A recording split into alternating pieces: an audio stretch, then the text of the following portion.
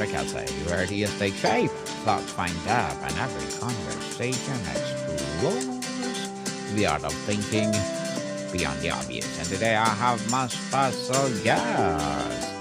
He's a well-being leader, discover a conscious way of living, co-founder at Conscious Action, and You Be You. None other than Mr. Brian Berneman. Hi, Daniel. Thank you so much for having me here. Welcome once again, Mr. Brian on Abstract Cafe. Can you please introduce more about yourself that I missed? Yeah, of course. So I am currently living in New Zealand now for the last 10 years of my life. Originally from Argentina, and I've been on a journey to discover more about myself and life for over the last 25 years. And now for the last 15 plus, I've been sharing this. I was really fortunate to be introduced by my parents to a lot of these different traditions, different perspectives, different methodologies and techniques. And that way I was able to really get into it from my teenage years. I as well ended up doing a lot of different trainings. I lived for a few years in a Tibetan Buddhist retreat center in the middle of the mountain.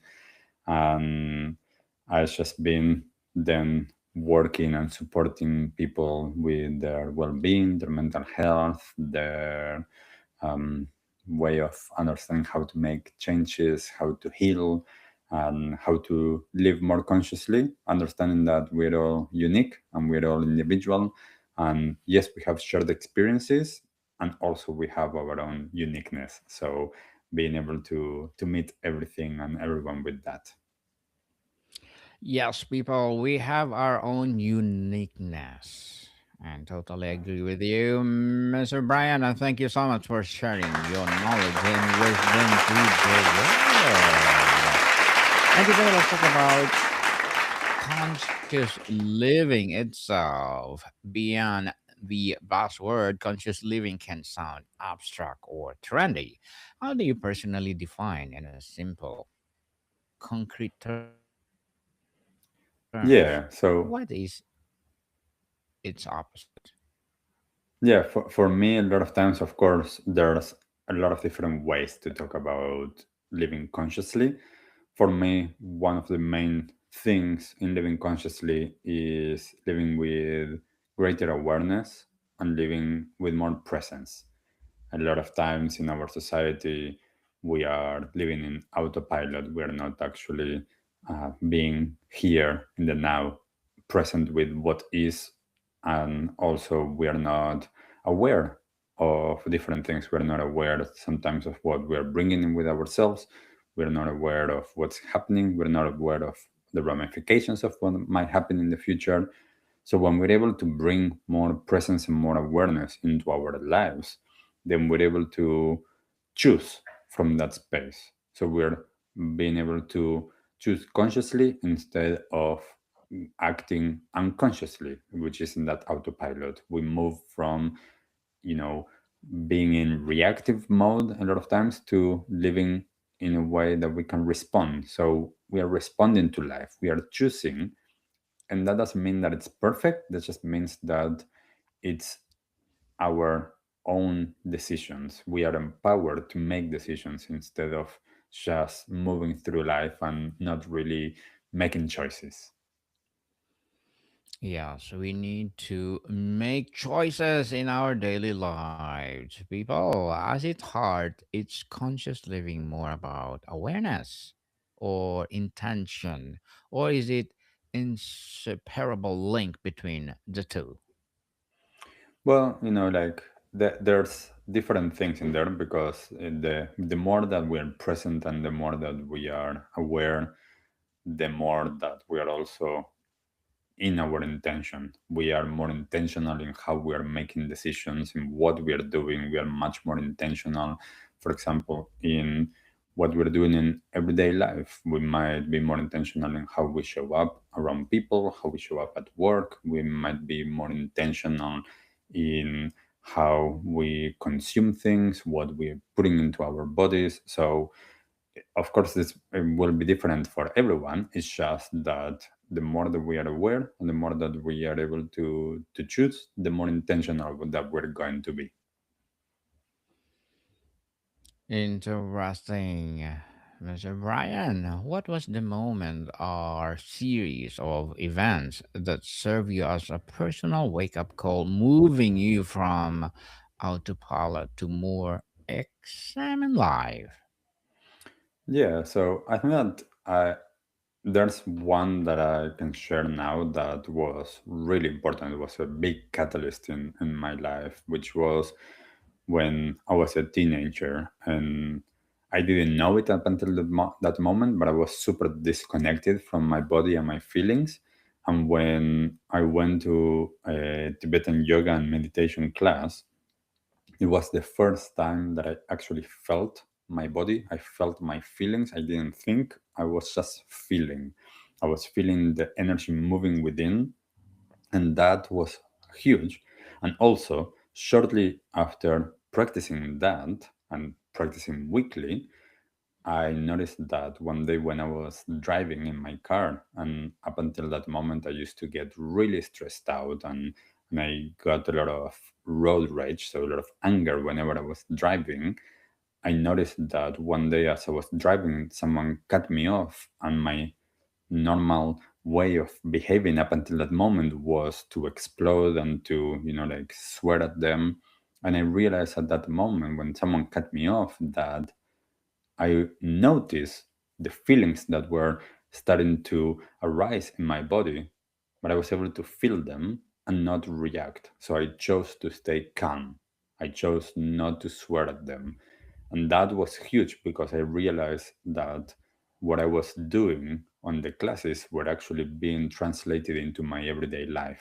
So from that moment on, I decided to bring more of that integration piece from everything that I was learning into applying it into my daily life. Integration indeed. And it's so beautiful. Beautiful, Mr. Brian. On the daily practice and mechanics, what is the single most impactful daily practice as a keynote habit that goods or grounds you in a conscious and set the tone for your choices? Well, for me personally, a lot of times is a somatic practice or movement practice that is done in a meditative way. Um, if there's been times in my life that it was more about sitting meditation. There were moments in my life that were more active movement practices.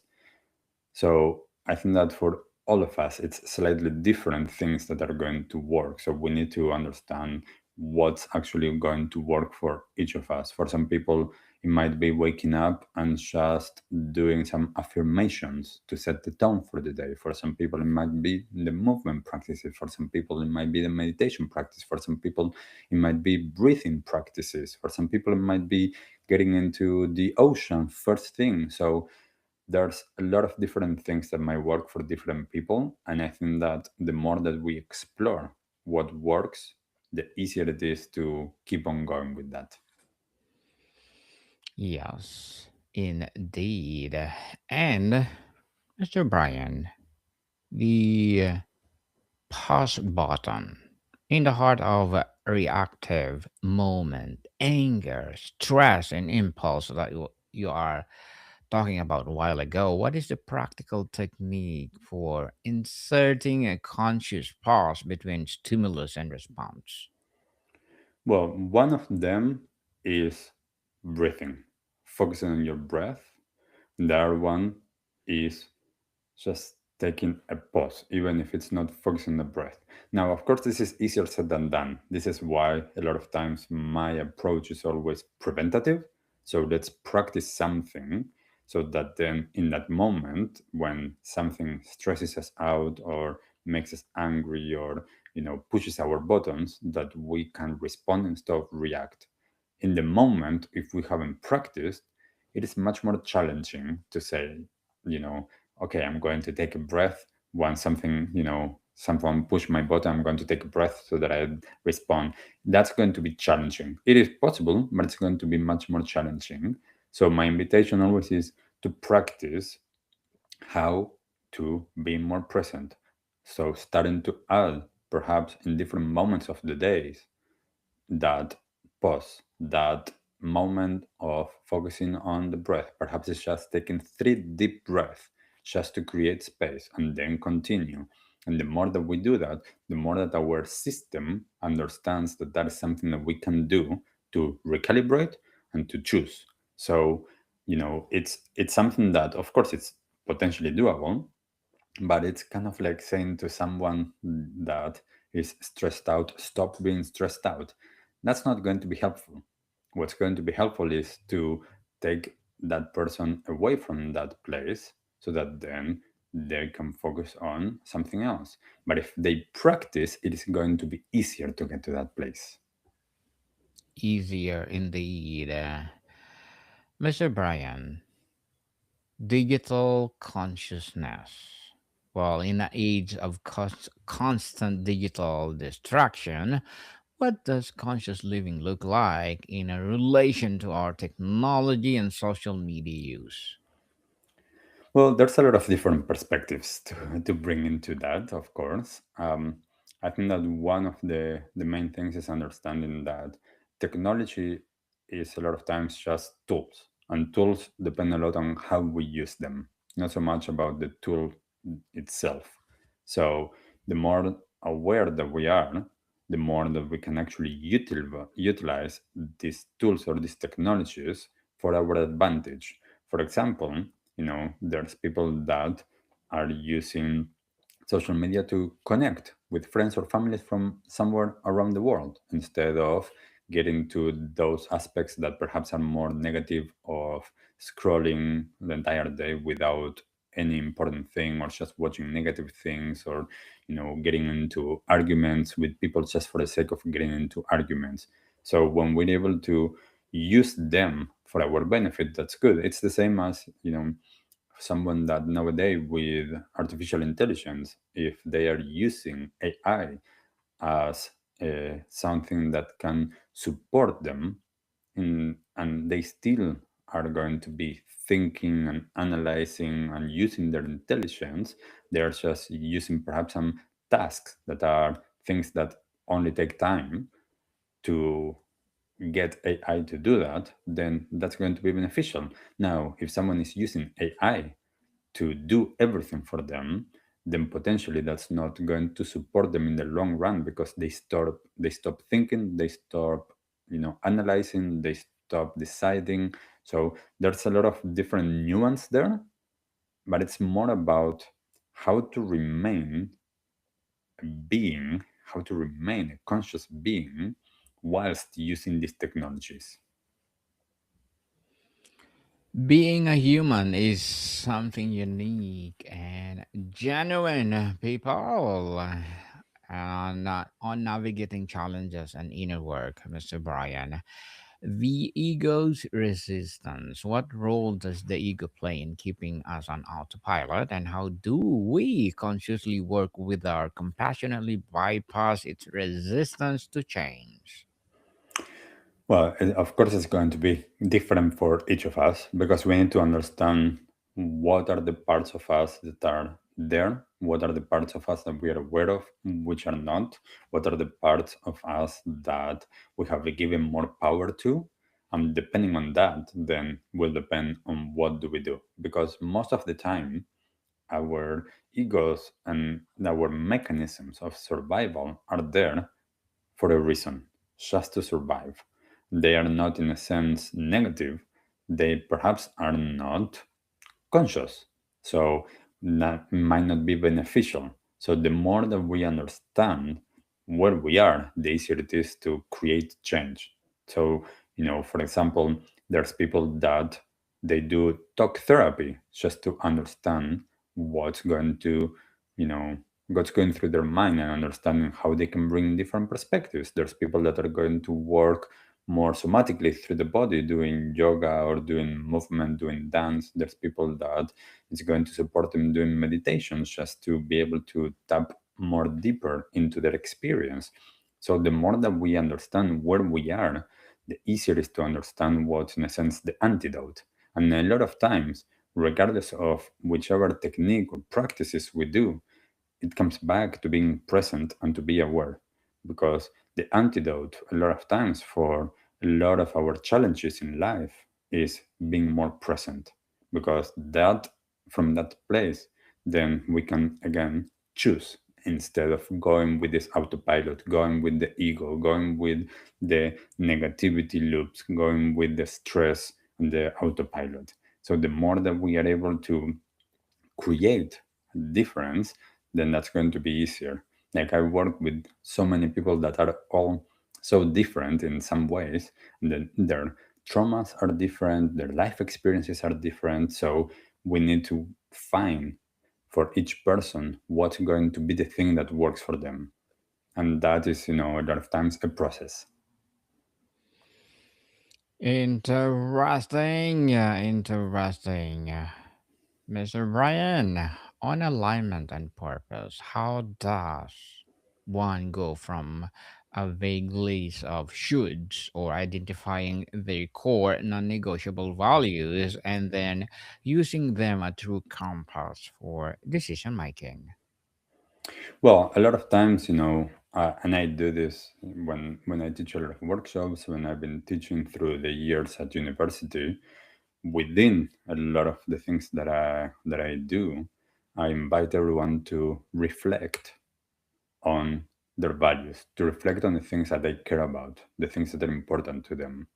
Once we're able to do that, then we're able to notice more what actually is the things that we value, and then we can start to see if our actions in life actually align with those values. Because if we don't know the values, then how can I behave from that place? But if I know what I care about, it is easier to see, am I actually behaving and taking action in a way that is aligning, that relates to the things that I care about. So it's just a lot of reflection, and as well understanding a lot of times that what we value or what we think that we value might not be what we actually value, might be the things that we were taught to value. So, in our society, for example, in the Western world especially, we have a lot of different things that we are, as you mentioned, we have those should. You should go to school, you should go to university, you should be married with kids and have a house by a certain age, and all of these different things that perhaps not everyone, that's their life path. Perhaps it is for some, but perhaps it's not for everyone. But if we don't know what are the things that we actually care about, it's harder to make decisions and to understand what's our journey in life. And Mr. Brian, for the seeker getting started, for someone feeling overwhelmed and wanting to step off autopilot, what is the very small, almost effortless first practice you would recommend they try tomorrow? To stop wherever they are, to close their eyes, put their hand on one hand over the heart, one heart over the belly, and take 3 deep breaths. That can be already huge. If you can do that while standing on the ground or on grass, even better. But just creating at least once a day a moment to stop, to slow down, and to connect inwardly. Thank you for the tips, Mr. Brian. And before we wrap up our discussion for today, I'm inviting you to please do listen to my other podcast, people, because my abstract essay is already in fifth season, abstract poetry in second season, and my book 101 review in fifth season too. Comedy 101 third season, and my Food 101 in fifth season as well. Geography 101, Love Letters, Movie 101 Review, Music 101, our fourth season, Science 101, Sex 101 in its second season of my baby podcast, Law 101, Mental Health 101, and Bible Verses 101. Please listen to them wherever you listen your podcast. So, Mr. Brian, tell us to close after all those focus and practice and effort. In your experience, what is the deepest gift or reward that life of a conscious awareness consistently offer?